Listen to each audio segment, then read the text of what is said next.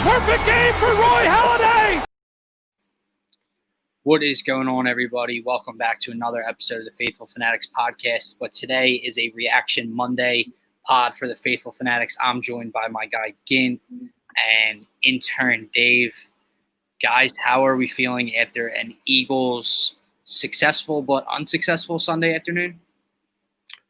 Yeah, you never want to say you're happy after a loss, and you never want to say you're satisfied after a loss. Yeah, it's because the goal is obviously to win, but there was, unlike the other losses this season, there was a lot to take away from this season. I think we learned a lot after yesterday. One thing we still learned is Nate Gary's still not good at football, but it's just like a different feeling compared to yesterday to me, and we'll get into why. Yeah, there were definitely some positive and negatives that came out of this game. Some high spots, some lows, but I definitely feel better today than I did after weeks 1 and 2. That's for sure. Yeah, so the Eagles fall to 1-3-1, second place in the NFC East with a 38-29 loss to the Pittsburgh Steelers on Sunday afternoon. But guys, obviously it sucks because the game was there to win. Like the Eagles had multiple chances to win the game. So that part hurts. But at the same time, Gint, Dave, I texted you the same thing later in the day. I'm okay. And if you know me as an Eagles fan after a loss, I'm normally not positive the day over the day after a loss.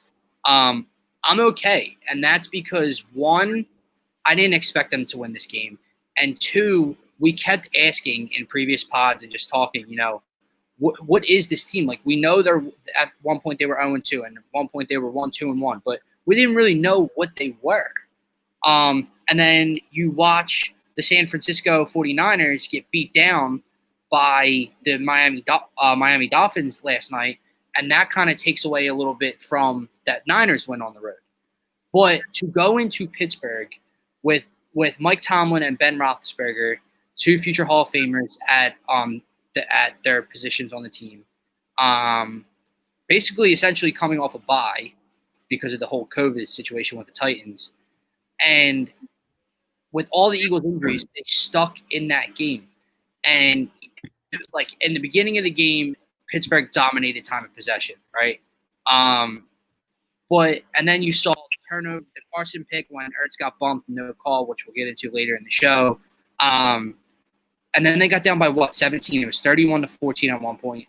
And this team, this offense, with all the injuries to the offensive line, with literally the three of us playing wide receiver out there, besides Travis Fulgham, which we'll also get to, with Miles Sanders outside of a 74-yard touchdown run getting absolutely shut down and not even involved in the game plan throughout the game, Carson Wentz in this offense gets them right back into it and puts them in a position to take the lead at one point. So again, we'll start there offensively. How impressed were you? What did you see? What can they build on, and what bright spots came out of Sunday's game for you offensively? Yeah, I mean, obviously Travis Fulgham is clear-cut bright spot. He looked unbelievable. And then I think the biggest thing is Carson had an identity, and he looked like the guy that is a gamer, and he looked like he did in San Francisco. Again, like you said, San Francisco gets beat by Miami. Doesn't look too hot of a win, but still, he looked good. Yeah, he did. I'm going to stand by the fact that I think he looked good. Another bright spot was Jordan Mailata, who makes his second NFL start. He looked great again. Maybe not great, solid. He looked really good. Like better than Jason Peters has in about 4 years. Good.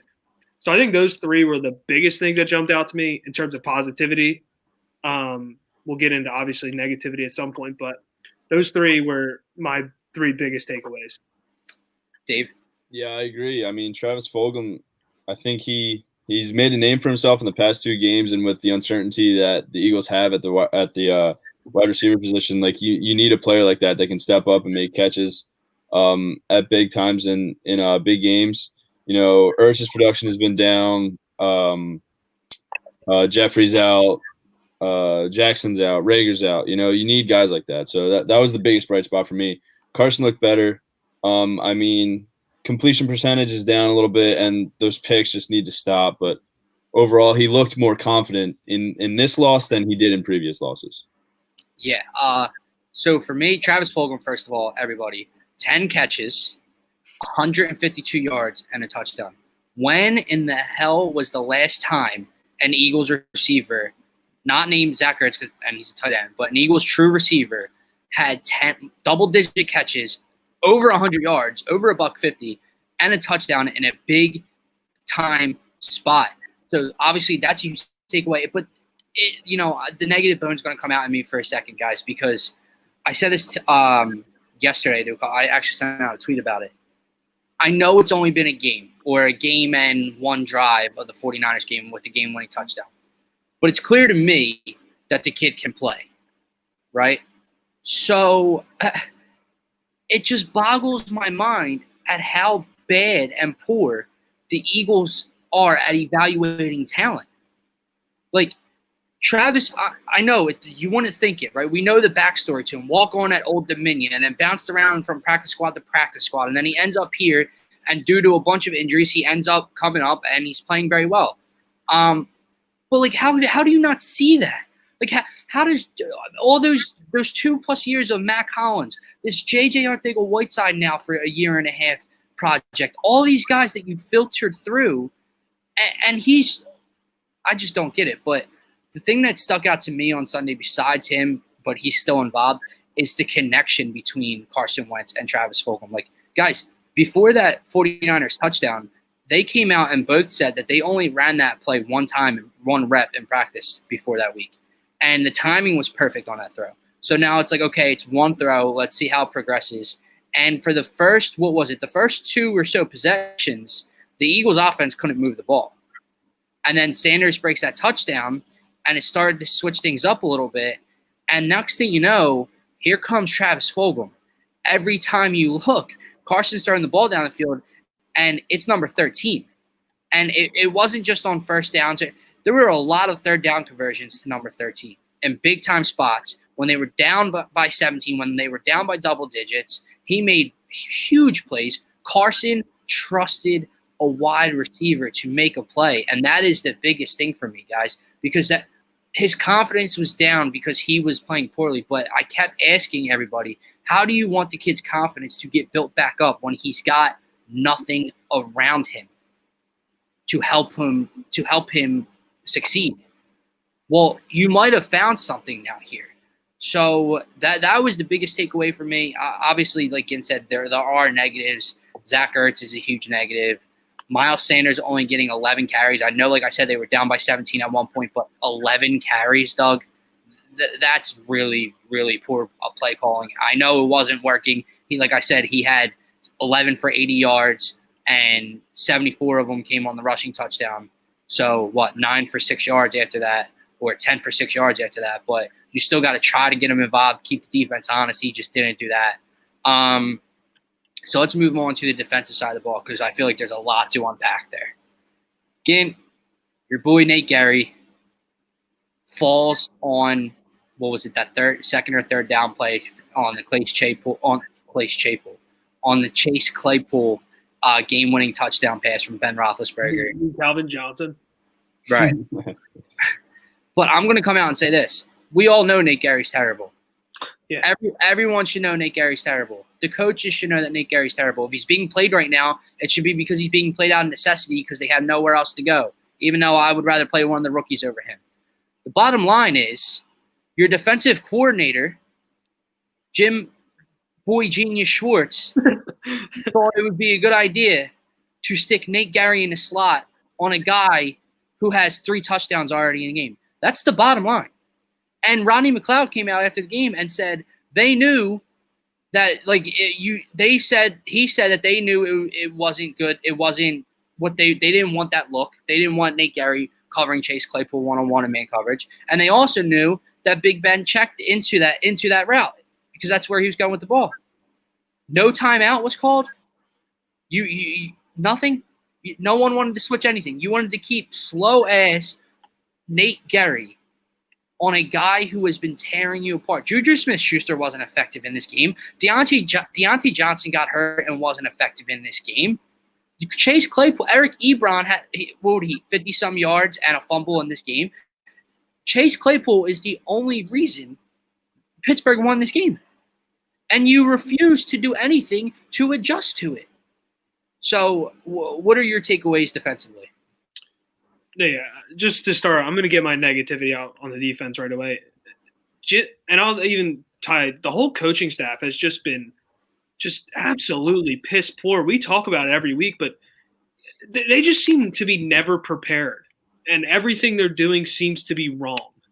And especially that last touchdown, watching Nate Gary chase him, it really looked like a little kid chasing after I don't even know, the ice cream truck. It just looked hard. It looked so bad. And did you see the one guy broke it down? It was it might have been on the pass interference in the end zone to Juju. Yeah. Gary was covering nobody. He was standing in no man's land. Sean Bradley played 4 snaps yesterday, had 2 tackles, 1 tackle for loss. At this point, I just don't see how there's any name on the roster. I would bring Davion Taylor over him. I would take anyone. I would take me, you, Dave. It's just I can't stop with I can't talk enough about how much I dislike Nate Gary as a Philadelphia athlete. No, and I'm with you, but at this, you have to know your personnel and whether you had the dudes back or not in a post-game presser. And, we heard Jim say earlier in the week about how, sometimes it looks bad on film or live, but it's not always Nate's fault because someone's out of position or misses a play and he's the closest guy in coverage or to make the tackle. Then, okay, fine. Have his back in a post-game presser. To take that confidence or whatever confidence he has in 47 and to line him up one-on-one. Dude, I don't care if it's Nate. Honestly, the fact that it's Nate Gary is a little, irrelevant to me. No linebacker on any team should be covering Chase Claypool in that situation. Yeah. That is 110% on Jim Schwartz's shoulders. But I can't stand it. I'm with you. I would play anyone over Nate Gary at this point. What can you lose? What can you lose? A guy that's not – a guy in Davion Taylor that hasn't played a lot of football that might not know the playbook. Okay, well, at least he's got more raw athleticism in his big toe than Nate Gary does in his entire body. Just throw anything out there. But just the defense is the sole reason that the Eagles lost this game. The defensive line that, we were awing over for the last 2 weeks has once, they were the league leader in sacks. Pittsburgh was number 2 coming into the game in sacks. Well, guess what Pittsburgh's defensive line did? 5 sacks. Yeah. Guess what we got? 1. Yeah. The defensive line was a non-factor. There were some very bad pass interference calls. Jalen Mills, my God, if I see the wide arm flex or the finger wag one more time, he is burnt toast. I wish I would pull up a picture of burnt toast and just put it on the screen right now because he's my second least favorite Eagle on that defense or on this entire team. Yeah, Marcus Epps is batting 3rd. I can't say anything there. But yeah, I just wanted to get the Nate again. Nate Gary is going to be brought up again. I know he is, but I just wanted to get him off my chest. And then, like you said, the Jalen Mills thing with the taunt, the fact that wasn't a taunting penalty was exactly. I thought for sure you were going to see a taunting penalty there. And Dave, what are you doing up there? I'm looking to see. It was an ad. No, that wasn't my phone. That wasn't me. But I'm on the Yahoo Sports app looking at stats right now. As a team that's 1-2-1 at that point, and you have anyone doing that, I think they were. What were they down at that point? Were they down 14 at that point? Might have been. And you're flexing on somebody. Well, yeah. So for everyone that's going to see this before the show started, me and Ginn and Dave were talking about. I brought up how I can't stand Jalen Mills, and the fact that in a big spot the Eagles finally get a stop on 3rd down. Pittsburgh, Dave, you said what were they 11 for 15 on 3rd down conversions? That was another piss poor effort on 3rd down again, which led to Pittsburgh controlling time of possession all throughout this game. But Jalen Mills makes a tackle on Juju Smith-Schuster. They finally get a stop on 3rd down when The offense is bringing him back at that point, and he stands over Juju when he's laying on the ground and starts talking shit in his face. And then it gets up and they bang heads and start pushing. Like Gint said, honestly, I'm surprised that wasn't a taunting call. And if that was, that's in 15 yards, automatic first down, and that would have changed the entire game for a dude that is the biggest asshat I've ever seen. Take your green goblin, spiked up green hair, the hell out of my city. You're awful. Yeah, there's a time and place for that. Yeah, there wasn't it, man. There's a time and place for it when you're maybe a premier corner in the league, when you maybe force a turnover, when you maybe shut down a couple for a couple possessions. Not when you're getting burnt all over the field. That Chase Claypool, did you see him literally mock Jalen Mills while he was going into the end zone because he was 18 yards away from him on the slant? Dude, that was the most basic slant route ever. And Jalen Mills obviously deserves a lot of hate for that, but Marcus Epps' attempt of a tackle in that situation was like embarrassing to be an NFL football player. But like I said, that was just to get my complaints off the board.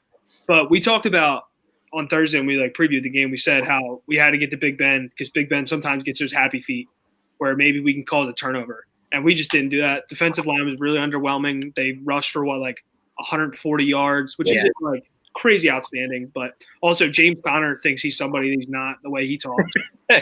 Who's going to stop me? How many yards did he rush for? Yeah, I think 60. What up right now? Yeah, 44 yards I have. Who's going to stop you? Dude, the other thing is, dude, I don't know what this defense does in practice throughout the week. Nothing. I don't know how bad Jim Schwartz is at player development, whatever the case is, because I'm watching Rasul Douglas. Dude, I checked it up when they let him go, dude.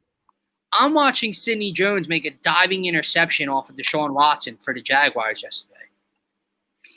And I'm continuing to watch Jalen Mills do this after getting burnt after a dude drops a ball and Jalen Mills having nothing to do with the incompletion over and over and over again. What do they do? He does, and we keep talking about it. Does he teach outside contain at all? Derek Barnett has been in the league for 4 years, guys. I have yet to see him keep outside contain. Every coach in the NFL, when you're watching film on the Eagles, should just run reverse after misdirection play over and over and over again because there's a 0% chance that this Eagles defense can stop it. No, yeah, I agree. The defense was just – me and you talked a lot. Me and you talked about how we thought the defense was the strong suit of the team, basically, with the defensive line, and you signed Darius Slay, and we thought coming into the season that they could pull a lot of weight, and today, Sunday they just let us down entirely. Yeah. I don't even know where to start because I guess what I thought is that the revamped secondary with the defensive line could overcome the linebacking overcome the linebacking core. Mm-hmm. But while the linebacking core is awful, do not get me wrong, it is by far the worst in the league. It's historically bad. But there's more issues than that on a game-to-game basis. Absolutely. The issue is everyone likes to talk about Carson Wentz's consistency issues, right? Game to game, throw to throw, drive to drive. Why are we not doing the same for this defensive line that has the talent and the capability of being one of the top, if not top 3 defensive lines in all of the NFL? One game they show up, the next they don't in a big spot. That can't happen. It cannot happen. Not for the rest of the year. I mean, like we were saying yesterday, is that this Ravens game is it's a big kind of pivot point in the season where if you beat this good Ravens team, this heavily favored Ravens team, it can be a momentum swing and push you in the right direction for the rest of the season.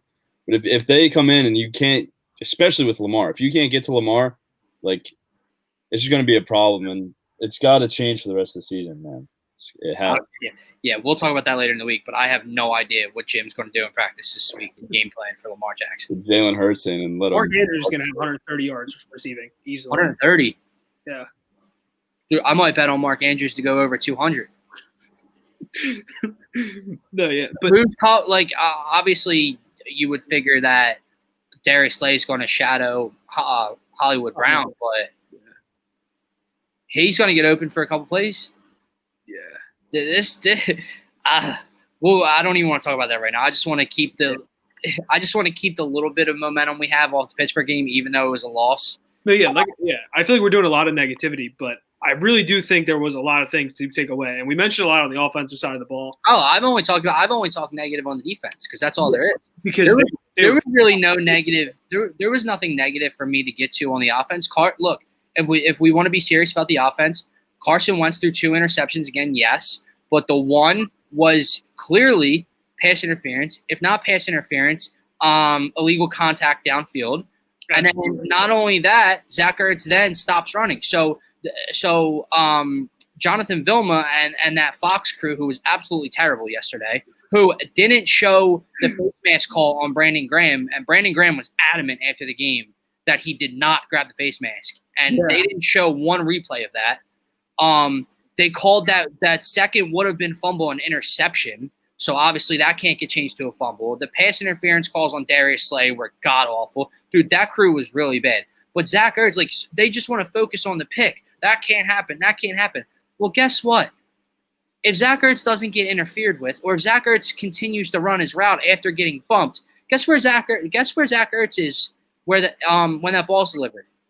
Where the ball was put. Yeah, on the ball. Carson didn't just see the safety there and go, oh, here you go.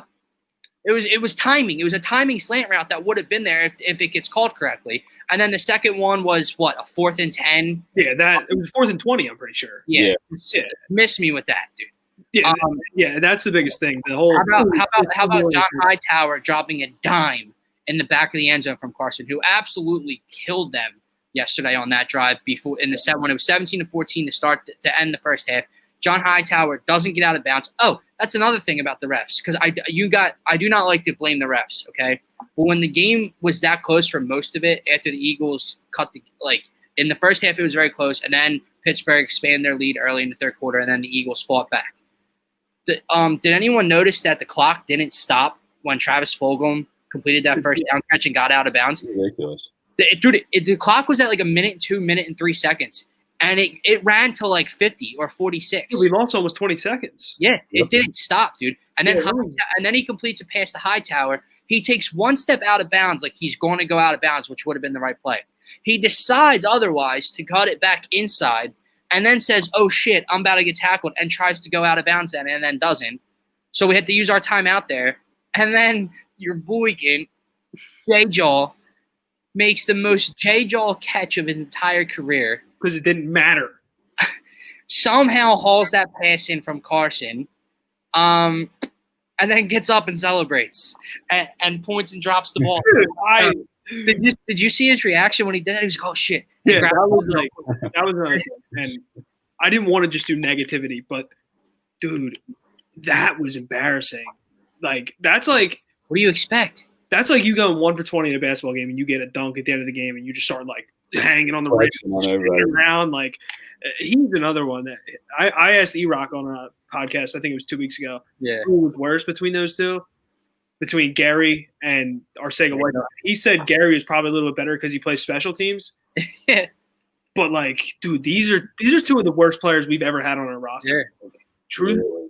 Look, I don't want to stop talking about the game yet, so we'll keep going. But one thing is going forward, all I know is that this Eagles team and Howie Roseman better not screw up what they have in Travis Fulgham right now. And I'm not saying Travis Fulgham is the second coming of T.O., okay? No. But he's something, right? He's the best option you have right now. He's absolutely balling out. He's got a shit ton of confidence. He's the one guy in this core that Carson trusts. But you're also getting healthier, which is a big thing. Dave, you brought up the Baltimore game. That's big for me going forward. Because while I'm over the whole Deshaun Jackson, reunion thing, just still, like, if he's back on the field, okay, let's see what he has. Alshon, none of us really know what you're going to get out of him, but it's better than what you have. Well, and then Rager when he comes back in a few weeks. Travis Fulgham better still be on this roster and getting playing time with those three back. He's earned it. I mean, 2 big games back to back. He's been their only positive piece, skill position wise. Yeah, it's like you said, in terms of Carson and clicking, we haven't seen this type of clicking besides when Zach Ertz, which I still think these two have a connection. I think Zach Ertz is getting a lot of attention. He's struggling to get open right now, but in terms of just absolute click, like John Hightower and Carson Wentz seem to be on absolute different pages right now, which could happen. Like you said, short training camp. Hightower's probably not getting like a ton of field time, not getting a lot of targets. Right? So, but like you said, there's no way this dude can go anywhere. No, and look, Greg Ward caught another touchdown yesterday. Again, I do want to talk about Zach Ertz for a second because while I agree with you, and I'll always, love Zach Ertz as an Eagles player and what he did for the city and the Super Bowl and everything. But yes, I know he's probably getting double teamed and maybe triple teamed sometimes. And if obviously as a defense, if you're looking at this banged up Eagles offense, you're saying we need to take away two things: Zach Ertz and Miles Sanders. We take those away, we'll be successful, right? But we talked about it on last week's pod. I don't care what coverage you're in, how many guys are trying to cover you. You're not getting George Kittle and Travis Kelce money when you have 4 catches for 9 yards in a huge game. Well, guess what he had on Sunday? 1 catch for 6 yards. And the issue is not only are the numbers not there and the production's not there. Remember in the Cincinnati game when it was ugly and people were tweeting, Carson's broken? I saw those words on Twitter. Carson's broken. Guys, Zach Ertz looks broken. And I don't mean from a I don't know, talent standpoint or he's in his own head. I think he's truly carrying the contract talks and frustration with the Eagles organization into his play, which is clearly affecting him, and he looks broken. He flat out gave up on that route yesterday after he was bumped. He just looks like he has no will to be out there right now. Yeah. I hope I'm wrong. No, yeah, that's what I don't think it was to you guys. I think I was talking to somebody else. I said, I really hope this has nothing to do with the contract standpoint, but the way it looks, just the way he's been in Philadelphia, I don't see any way how it isn't anything related to this contract. You know what I mean? Which sucks. It really does because I want him to stay. I've voiced that 1,000 times. I wanted to extend him. But as of this point, you can't even look at near George Kittle money with the way he's playing. Yeah. So I got to do this.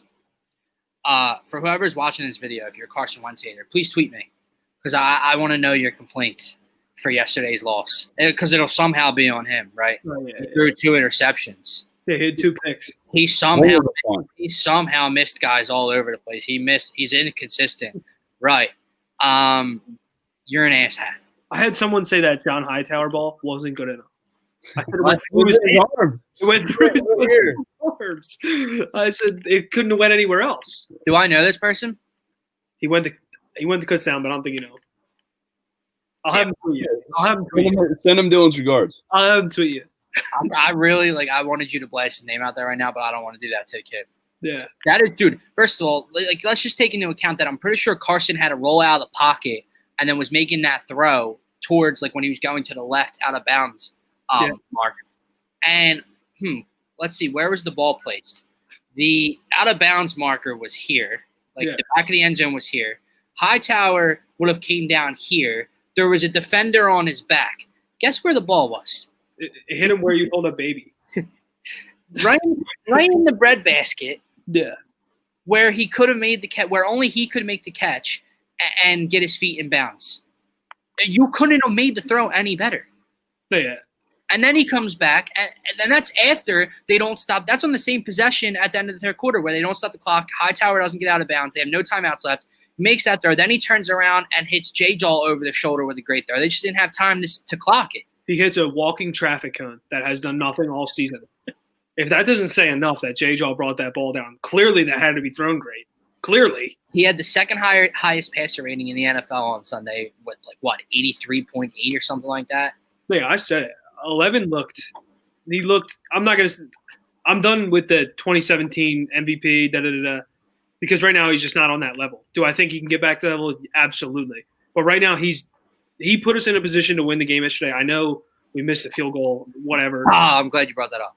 Yeah, but these haters are just disgusting. And a lot of them are Eagles fans. They're just regular. No, they're not. No, yes, they are. No, not to me. Not to me. The Nick Foles crew is loud, very loud. Not to me. well, the same kid that I just told you about said he missed the throw. Huge Eagles fan. No, he's not. Bulls guy. No, he's not. What? He's not an Eagles fan? No. And hold on, I want you to send him this link, okay? Yeah. When we're done this. I hope I know him. Nick Foles. I don't even know why I'm giving this any attention. I just want to throw this number out there. After winning the Super Bowl, before his win on Thursday night against Tom Brady, right, which he did not look good in. I just want everyone to not at all that. Before that win, Nick Foles was 0-5 as a starter after the Super Bowl. He lost his job to Gardner Minshew. He did not beat out Mitchell Trubisky to get the starting job to start in Chicago. And then he lost his first start in Chicago and should have lost on Thursday night. And then that's what everyone's saying. Nick Foles got a field goal at the end of the game, and Tom couldn't do it. Nick Foles started on his own 45-yard line with 3.5 minutes left. Tom Brady started on his own 16 with no timeouts with a minute and 2 seconds left. You claim. Yeah. But anyway, no, he's not an Eagles fan. He's not an Eagles fan because the issue with Carson Wentz haters is they would rather him and the team fail than him succeed. Absolutely. They will find something wrong with yesterday's game. It won't be the fact that the defense gave up 38 points.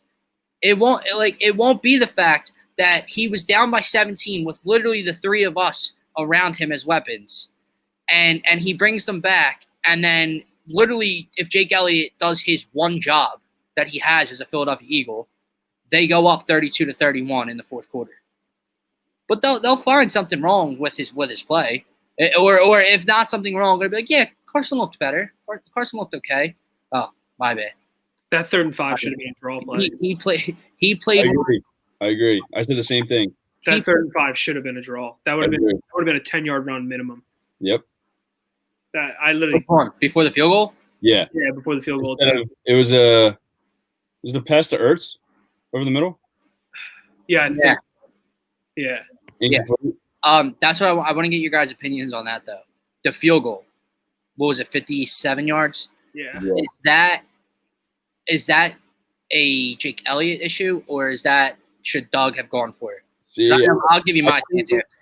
I think he got to go back further in the game, and I think that they set up Elliott poorly with that pass play before. I think if you already know you're going to kick it, if you run it, you either gain a yard or two, maybe make it shorter for him. You get the first down, or the running back gets back to the line of scrimmage. You know what I mean? Yeah. And I'm perfectly fine with them choosing to kick that field goal right there because that's the lead right there. Yeah, I agree. If you make it, they don't get that short field. No, yeah, and everyone will say, no matter what Doug did there, I think Doug was in a really bad spot there because you could either kick the field goal and missed it, and it would have been you should have went for it, or you would have went for it on 4th and 5, not got it, and talked about how Jake Elliott made a 61-yard field goal 3 years ago.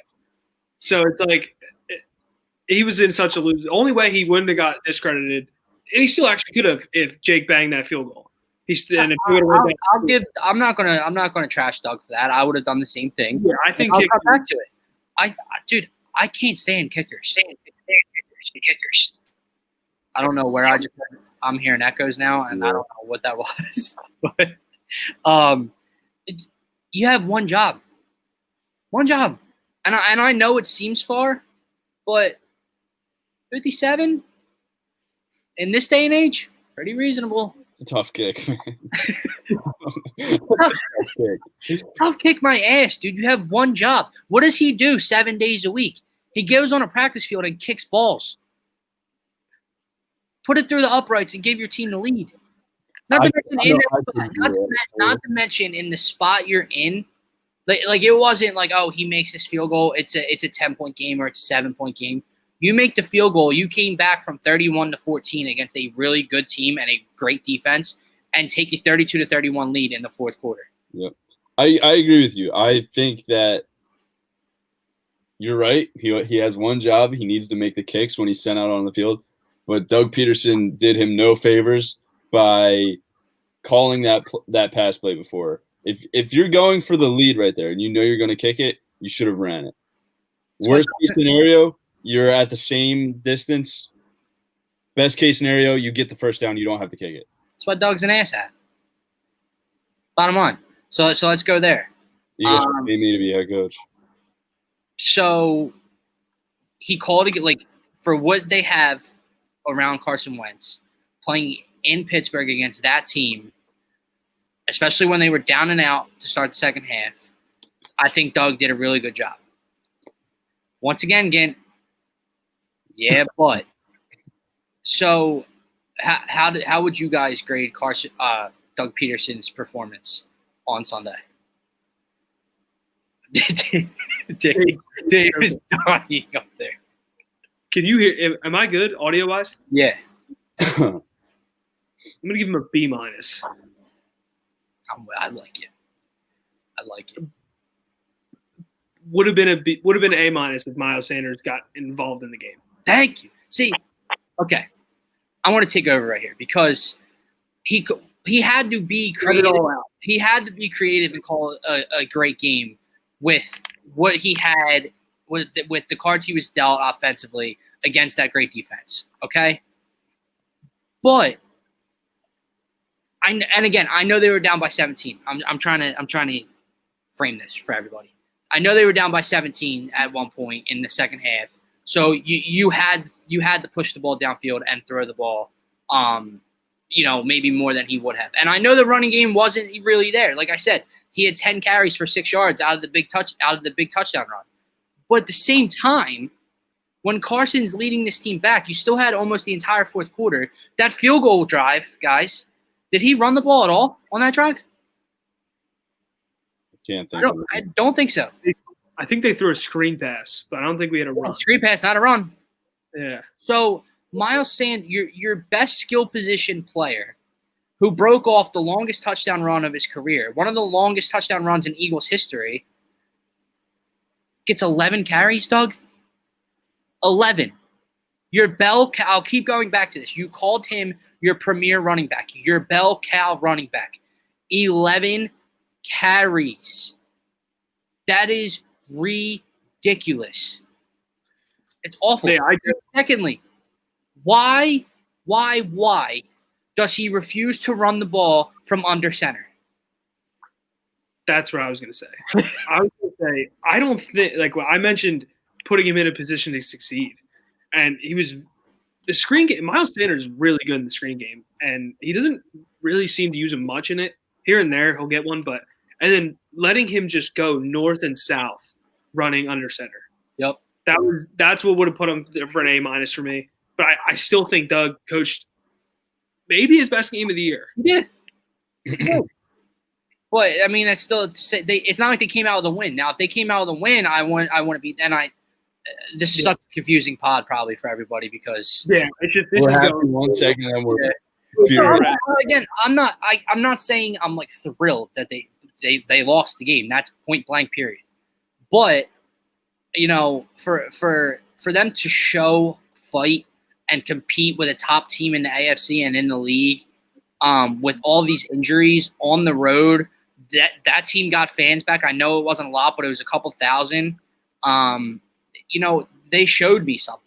So that's the part that I'm happy about. 11 continues to progress in the last couple of weeks. He put his team in another position to win. He made a couple great throws.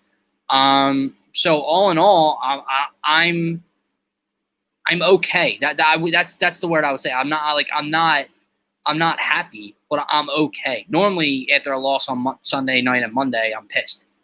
But that's why I'm glad we had the podcast later in the week. But all in all, not a terrible day for a loss. I agree. And I mentioned that right at the beginning, right when we got on here, when you asked how we were doing. And it's just like there was a gut check there. They could have went into Pittsburgh and got the doors blown out. They could have lost by 7 touchdowns, but there was just fight that I didn't think we really from the offense. By the way, the defense, zero excuses from them. They looked terrible, as we mentioned, but there was some fight, and that's I think was the biggest thing, especially fight from Carson. Carson is looking confident again. Yeah, I'm glad you used that word gut check again because, you're using the game as a whole, which is true and great. But also the fact that they were down by 3 possessions in the second half. That's a gut check. Yeah. And what did they do? They fought and they scratched and they clawed their way back, got back in the game. Like I said, we're in multiple positions to take the lead and win the game. And then when you don't succeed, when you have 2 possessions in a row to take the lead and you fail, well, Pittsburgh's too good of a team, and they're going to put the final nail in the coffin. And that's basically what that Nate Gary, Chase Claypool play was. Yep.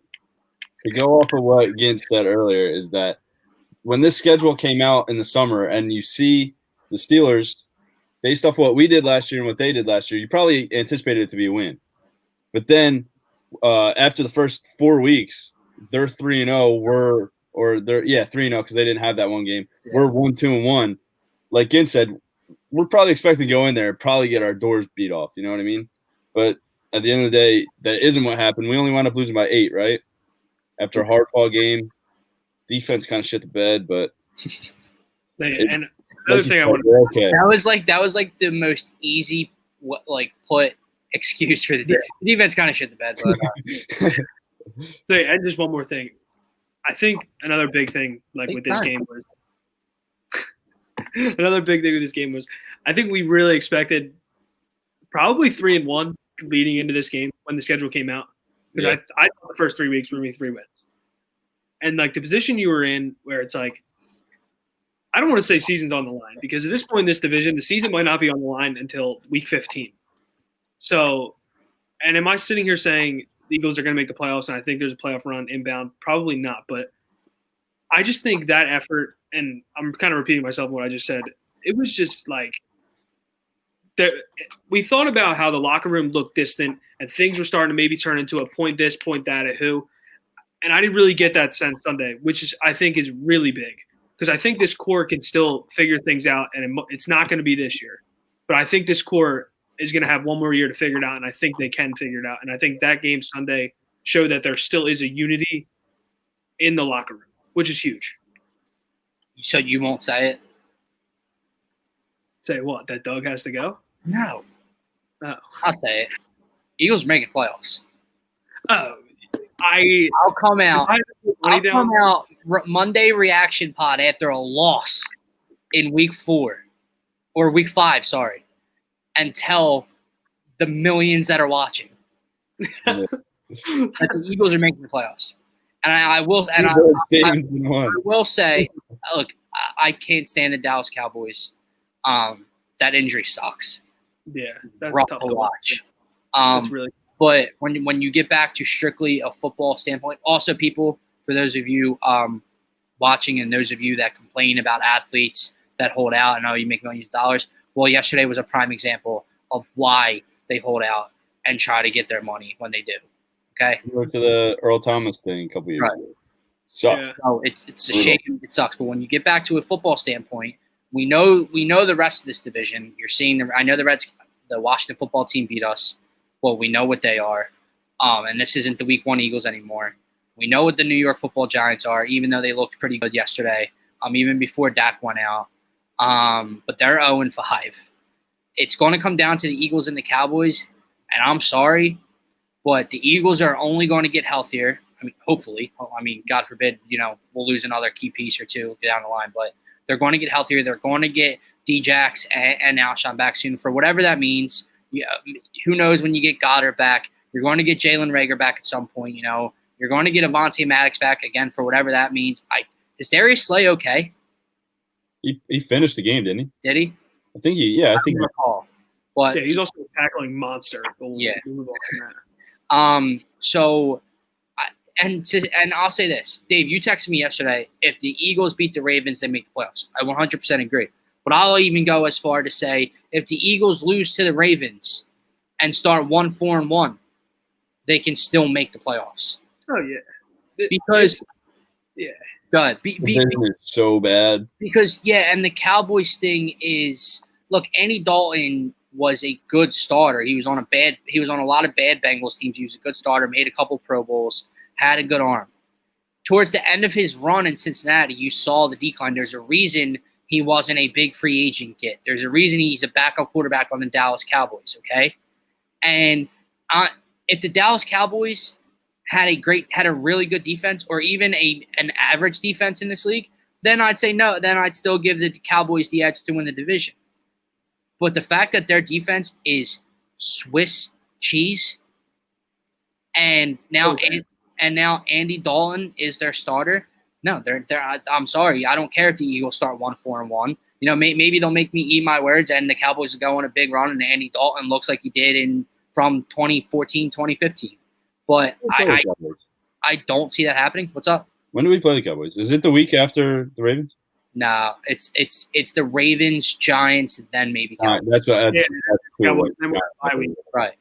It's going to come down to head-to-head games against Dallas. The winner of this division might win 6 games. Right. And the thing was before, again, was that even while Dallas was losing and we knew how bad their defense was, I just didn't know how our defense was going to stop this offense, right? Yeah. Well, with no Dak, okay, take away Zeke, stop the run, and make Andy Dalton beat you. Good luck. Yeah, not happening. 100%. I agree. So, we'll continue to watch. But right now, like you said, if I had to put money, I would put in the Eagles to go to the playoffs. And by the way, guys, I'm not for everyone out there. I'm not saying that the Eagles are some great team and the Eagles are not at all. Like said, I'm sitting here telling you the Eagles could win 6 games and win this division. Yeah. 100%. That tie might be big at the end of the year. We might be 7-8-1. Cowboys might be 7-9. Who knows? If the Eagles finish 7-8-1, I will be the happiest person on earth. It's just an example. If they finish 7-8-1, that means they're gonna win a playoff game. Now, probably. but here's what I'll say: the Eagles, what they showed me yesterday, if they can get healthy, and the defense just doesn't get torched up and down the field and let a wide receiver score 4 touchdowns on them, they showed me that they can. I'm not saying they can sit here and compete with everybody, okay?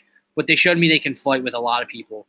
11 showed me he's a gamer and will keep you in games. So as long as the defense doesn't get the doors blown off of them, they're going to compete with the Baltimore Ravens. Hopefully there's a couple thousand fans back in the link this week. I haven't heard anything about that yet, but I think they were meeting tonight or today. It all comes down to what Mayor Kenny says, right? Yeah. Which I can't see like the Steelers. I don't know. Yeah. I can't see him saying no, especially because Jeffrey Lurie and them are going to have some sort of say. Yeah, absolutely. That's what it comes down to.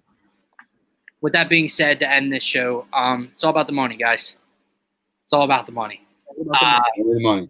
So the Eagles fall to 1-3-1 after a loss to the Pittsburgh Steelers, but we're confident and we feel a lot better about them, and we know a lot more about who this team is after a loss. So go Birds. Phaithful Phanatics will be again. Are we doing Wednesday this week? Yes. Okay. Phaithful Phanatics is switching from Thursday to Wednesday nights, 5:30, 6 o'clock start time. So tune in for that. We'll be breaking down the Steelers game a little bit more with Snap and George. We'll be previewing a ton of the Ravens game and breaking it down from all different ways and what the Eagles need to do for a win. So have a nice night for me. Again, intern Dave.